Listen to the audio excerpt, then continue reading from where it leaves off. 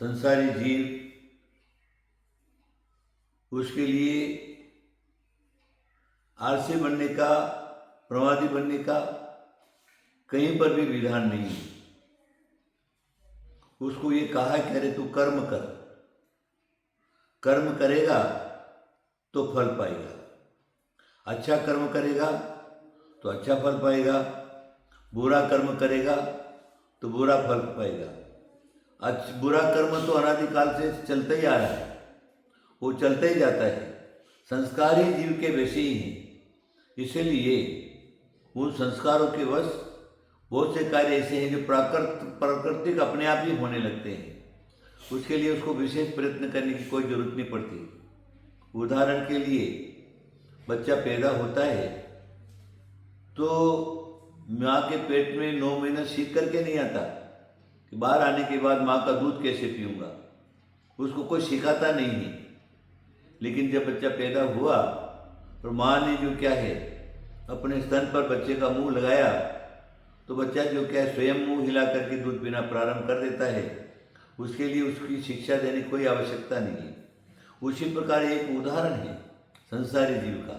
जब भी वो यहाँ पर आता है तो कुछ संस्कार ऐसे हैं पूर्व भव से लेकर के आता है और उसके हिसाब से यहाँ पर जो क्या है कुमार के चक्र घूमने की तरह उसका चालू रहता है।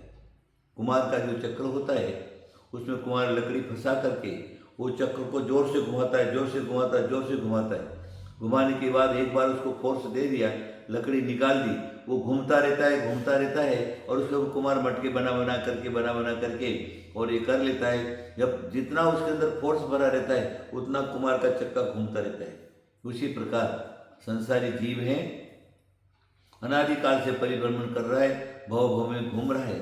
तो कुसंस्कार तो उसके जीवन में अपने आप स्वयं ही आए हुए हैं, उसके लिए उसको प्रयत्न करने की कोई आवश्यकता नहीं है। लेकिन जब हमको सुखी होना है, शांति पाना है, सुख का मार्ग हमको चाहिए, तो भारतीय संस्कृति के जो महापुरुष हुए, आचार्य हुए, ऋषिगण हुए, साधुगण हुए, तपस्वी हुए, साधक हुए हैं, उन सबनों ने उनको यही कहा कि तू क्या कर, अपने ऊपर अच्छे संस्कारित होने के लिए तू कर्म कर।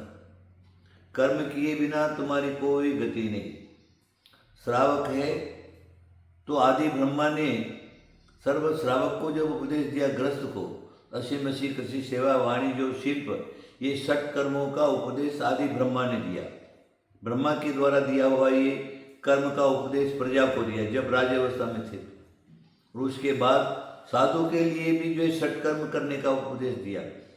साधु के लिए भी समता समारे स्तुति उच्चारे वंदना आदि आदि साधु के लिए भी 6 कर्म लिखा हुआ है। तो 6 साधु हो ये श्रावक हो, उसको कर्म किए बिना साधु को मुक्ति नहीं प्राप्त हो सकती और ग्रस्त को कर्म किए बिना उसके ग्रस्ताचार नहीं चल सकता, उसका परिवार नहीं चल सकता, उसका व्यवहार नहीं चल सकता है। किसान अगर घर के अंदर बैठा रहे, बीज भी है, हल वगैरह सारा है और घर में पड़ा हुआ है, अच्छी बारिश हो गई और धान में उत्पन्न होने की मिट्टी के अंदर ताकत आ गई और किसान अगर घर में बैठा हुआ है और वो जाकर के खेत में अगर बीज नहीं डालता है तो किसान के घर में बीज अनाज नहीं आ सकता।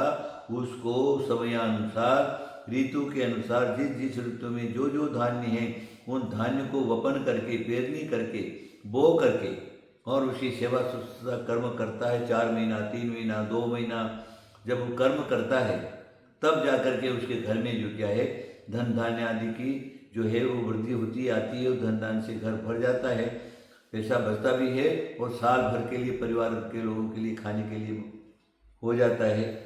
उसी प्रकार व्यापारी है, घर में सोया हुआ है, दुकान है, फैक्ट्री है, खोल के रखी है और दुकान घर में सोया हुआ है तो उसको व्यापार में वृद्धि लाभ नहीं हो सकता। उसको फैक्ट्री जाना पड़ेगा, खोलना पड़ेगा, देखना पड़ेगा, दुकान खोलनी पड़ेगी, आदि आदि सारा का सारा करना पड़ेगा और पूरा दिन भूखे प्यासे वहाँ पर बैठना पड़ेगा, तभी जाकर के उसको लक्ष्मी लाभ धन वृद्धि उसको प्राप्त हो सकती है। ये तो मात्र एक उदाहरण दे दिया है। इसीलिए आप क्या करिए, कर्म करिए और वो कर्म भी अच्छे कर्म करिए जिससे तुम्हारे जीवन का भी सुधार हो और तुम्हारे कर्मों को दूसरा देखने के बाद तुम्हारे जीवन से कुछ सीखे हो और वो भी अच्छे मार्ग पर लग जाए। ये अच्छे कर्म आप करिए।